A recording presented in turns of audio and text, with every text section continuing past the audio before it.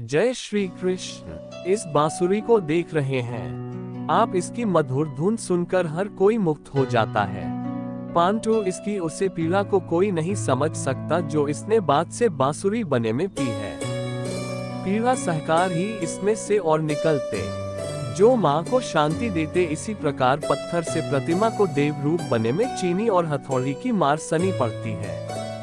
तभी उसकी पूजा होती है कि निर्माण के लिए स्वयं के टूटने का विज्ञान बहुत ही आवश्यक, टूटकर चर हो जाओगे तभी नया अस्तित्व पाओगे, अर्थात शक्ति अपने से पूर्ण पीड़ा का भोग करना आवश्यक। ये निर्णय आपका है।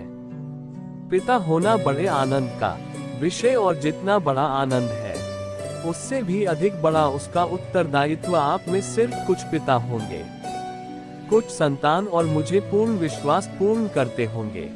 और पिता अपनी संतान के सुख के लिए, उसके उज्जवल भविष्य के लिए रात दिन परिश्रम करता है। आप भी करते हो। पिता को यही लगता है कि उसने अपनी संतान को सब कुछ दे दिया, परंतु फिर भी संतान प्रश्न नहीं रहते। पिता की भूल, उसे लगता है कि उसने अपनी संतान को सब कुछ दे दिया, परंतु वास्तव में वह उसे सबसे अमूल्य विरासत दे ही नहीं पाता, और वो अमूल्य वास्तु है समय। अपनी संतान को समय दीजिए, उसे समझाए, उसके साथ खेल और जीवन के मैदान में उसे खेलने सिखाए, उसे संस्कार दीजिए। आंखों में भविष्य के सुंदर और कोमल सपना, और इसी अवस्था में मनुष्य के भीतर पनपता है प्रेम। किसी को देखकर उसे पर मोहित हो जाता है, और फिर मनुष्य अपना सब कुछ उसे पर न्योछावर कर अपने खट्टे मीठे संस्मरण स्मरण हुआ है ना, परंतु यही से अधिकतर माता पिता और संतान के मध्य विचारों का विरोध प्रारंभ हो जाता है। संतान को लगता है कि उसका चुनाव जीवन साथी ही उसके लिए उपयुक्त है, और माता पिता को लगता है कि संतान अनजाने में भूल कर रही है। संतान का तारक होता है कि उसे विवाह कैसे लिया जाए।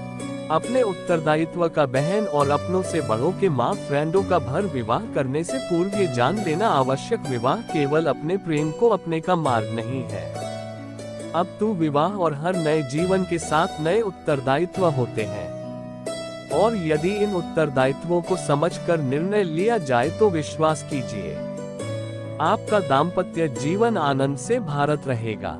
यह आवश्यक नहीं कुछ विषैला फूल बड़े सुंदर दिखते, कुछ विषैला फल असाधारण रूप से बड़े स्वादिष्ट होते। सदा मीठी हो, इसलिए विश्व और औषधि में अंतर को रखने का प्रयास करें। हो सकता है बात बात पर आवेश में ना आए, हो सकता है कि आपके माता पिता के कड़वी बटन में आपका ही छिपा। और माता पिता को भी प्रयास करना चाहिए कि यदि उनकी संतान अनुचित निर्णय ले रही है तो उन्हें शब्दों से सृजन कर सकते। आजकल सर्वत्र सहनशीलता की कमी, बात बात पर लोग झगड़ा जाते, विवाद पर उतारू हो जाते। करण शब्दों का प्रयोग, शब्दों का और वचनों का उचित प्रयोग करना सीखें। आपकी आदि समस्याएं तो वही समाप्त हो जाए।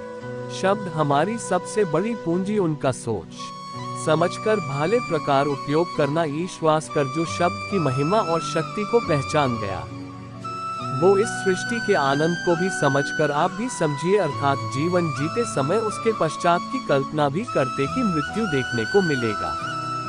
कभी ऐसा हो सकता है कि मृत्यु किसी और की हो, स्वर्ग हमें मिल जाए।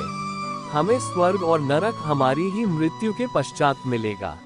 अर्थात यदि फलपन है तो कर्म स्वयं को ही करना होता है। केवल सोने से कुछ नहीं होता, स्वप्न देखने से कुछ नहीं होता, उसे पूर्ण करने के लिए स्वयं ही परिश्रम करना होता है। तो उठो, जागो और लक्ष्य की प्रताप तक संघर्ष, क्योंकि यही एक मार्ग है। स्वयं को संतुष्ट करने का, स्वयं को आगे बढ़ाने का, हमें जलाकर भस्म भी कर सकती है। अच्छा, इस अग्नि की जो हमें प्रकाश देगी, जो हमें भजन देगी, यह हमें जलाकर भस्म कर दी। जल का गन है, बहन अग्नि का गन है। जालना अभी हमारी इच्छा पर निर्भर करता है कि हम इसका प्रयोग कैसे करते हैं। इसे जल और अग्नि की भांति ही संसार की हर वास्तु, संसार के लोग भी होते हैं, और ये हम पर निर्भर करता है कि हम उनमें से किस मित्र बनाते हैं और इन्हें शत्रु शक्ति है पर निर्भर हम पर करता है। कि उसे हम अपना उत्तरदायित्व बनाते या अहंकार धन है, कि उससे विकास के मार्ग पर लगाते हैं, कि आप उसे आदर्श जीवन बनाना चाहते हैं या अभिशापित अपने परिणाम का उत्तर। हम आशा करते हैं कि आज की यह वीडियो आपको जरूर पसंद आई होगी।